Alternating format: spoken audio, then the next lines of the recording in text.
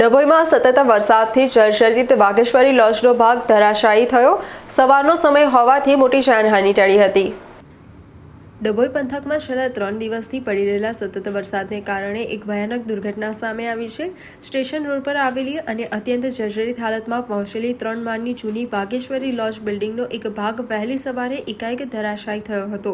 જોકે સવારના સમયે આસપાસ લોકોની અવરજવર નહિવત હોવાથી એક મોટી હોનારત અટકી ગઈ હતી અને જાનહાનિ ટળી હતી।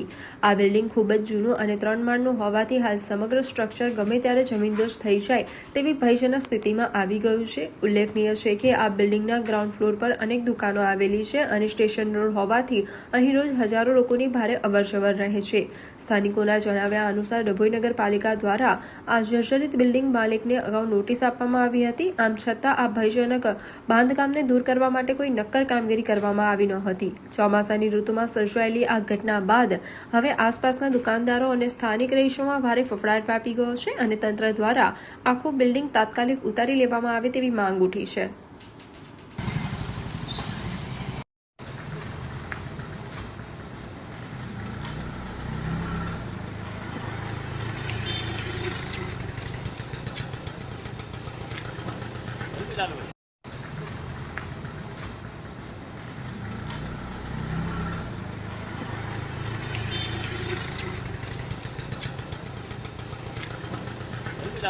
આઈફોન ले आओ ने यार, एक तक छप्पो को आवे।